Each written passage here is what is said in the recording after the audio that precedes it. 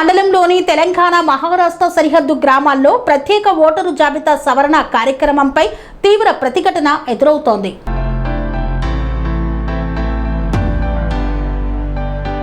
కొమరం భీం ఆసిఫాబాద్ జిల్లా కెరిమేరి మండలంలోని తెలంగాణ మహారాష్ట్ర సరిహద్దు గ్రామాల్లో ప్రత్యేక ఓటరు జాబితా సవరణ కార్యక్రమానికి గ్రామస్తులు సహకరించకపోవడంతో ఎన్నికల ప్రక్రియకు ఆటంకం ఏర్పడింది. ఎన్నికల అధికారులు బిఎల్ఓలు సూపర్వైజర్ల ద్వారా గ్రామాల్లో అవగాహన కల్పించినప్పటికీ భూ సమస్యలకు పరిష్కారం చూపకపోతే ఎలాంటి ఎన్యూమరేషన్ ఫారాలు స్వీకరించబోమని గ్రామస్తులు స్పష్టం చేశారు. అంతాపూర్, బోలాపటార్ పంచాయతీల్లో కొంతమంది మాత్రమే ఫారాలు స్వీకరించగా లెండిగూడ, శంకర్లొద్ది, పరంధోలి తండా, ముఖాధంగూడ, మహారాజ్గూడతో పాటు సుమారు 15 గ్రామాల్లో ప్రజలు కార్యక్రమాన్ని పూర్తిగా బహిష్కరించారు.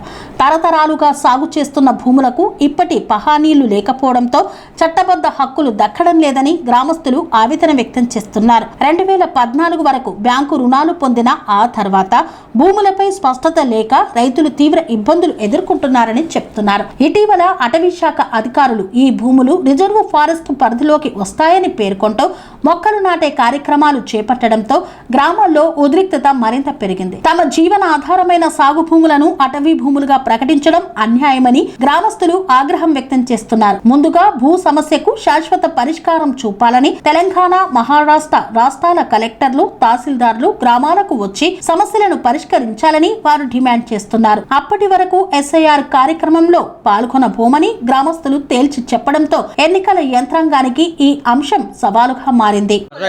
నా పేరు రాథోడ్ పుష్పలత, పరంధోలి జీపీ సర్పంచ్ని మాట్లాడుతున్నాను. ఫారెస్ట్ డిపార్ట్మెంట్ వాళ్ళు ఎస్సీ వాళ్ళకు అన్యాయం చేస్తున్నారు. అందుకే మా వాళ్ళు ఎటు డిసైడ్ కావట్లం లేదు మేడం.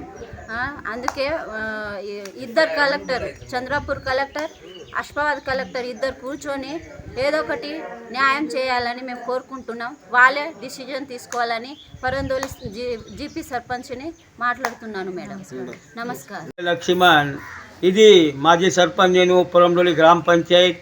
ఈ పంచాయత్ తెలంగాణ నుంచి ఆసిఫాబాద్ డిస్టిక్లో ఉన్నాయి, మహారాష్ట్రలో కూడా చంద్రపూర్ డిస్టిక్లో ఉన్నాయి. ఈ రెండు రాష్ట్రాల్లో 11 విలేజెస్ ఉన్నాయి.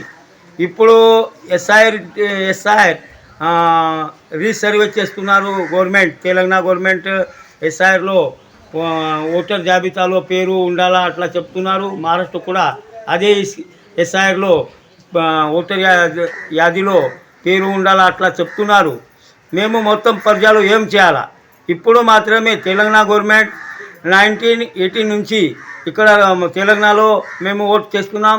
మహారాష్ట్రలో కూడా చంద్రపూర్ డిస్టిక్లో ఓటు చేస్తున్నాం. మా దగ్గర 2 ఎమ్మెల్యేస్, 2 సర్పంచ్, 2 అంగన్వాడీస్, 2 స్కూల్స్ మొత్తం ఉన్నాయి.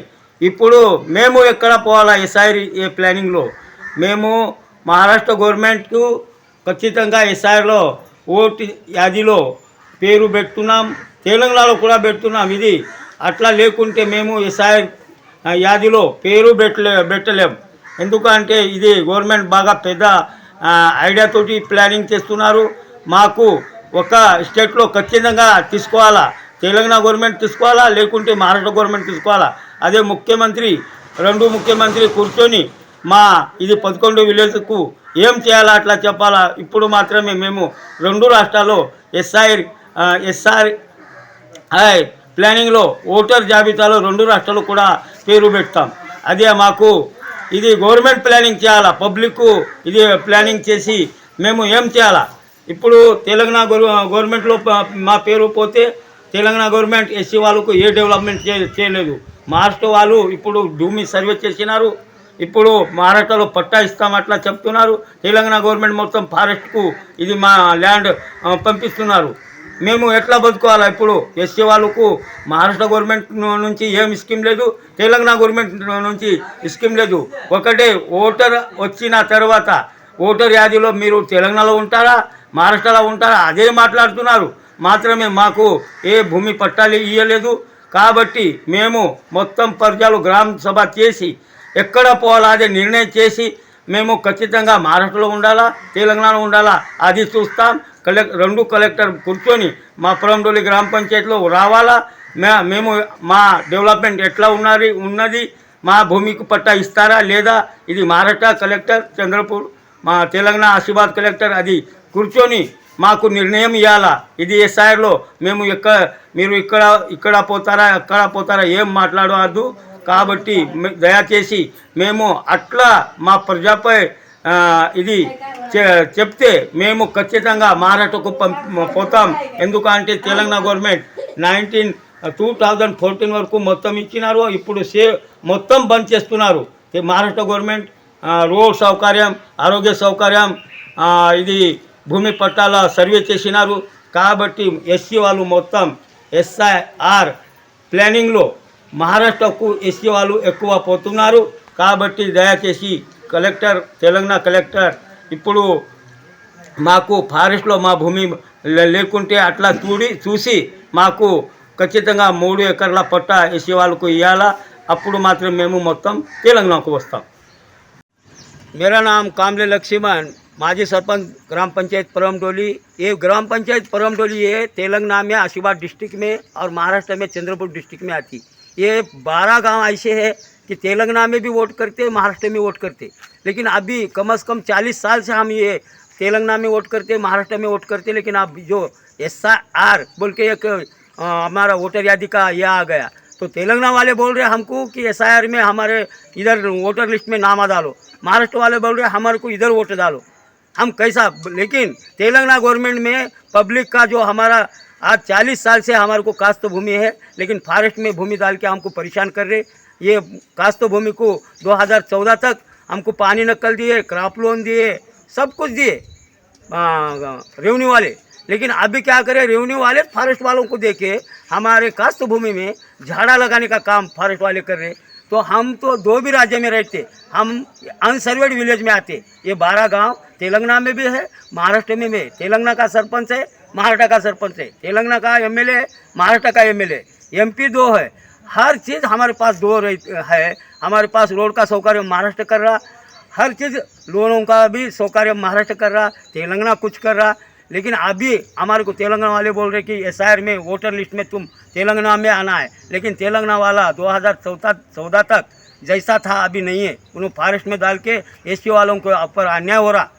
अब मैं कलेक्टर साहब से रिक्वेस्ट करना चाह रहा हूँ कि आप हमारे 2014 तक हमारे पास से सारा टैक्स लिए, पटवारी अपॉइंटमेंट करे, हमको हमारे ज़मीन रेवेन्यू में लेके हमारे को पट्टा देना चाहिए जब हम तेलंगाना बोलना चाहते। लेकिन महाराष्ट्र गवर्नमेंट ऑलरेडी हमारा ज़मीन का सर्वे करा, वो ऑलरेडी हमको पट्टा देने की तैयारी में है।